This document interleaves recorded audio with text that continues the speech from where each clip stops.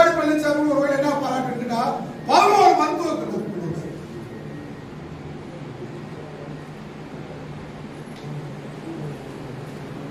அதாவது திராவிடம் படிக்க சொல்றோம். கலைஞர், அண்ணா, எம்ஜிஆர், அம்மா ஒருத்தர் என்ன செஞ்சிருக்காங்க? காமராஜர் மதிய உணவு கொடுத்தார், எம்ஜிஆர் சத்துணவு,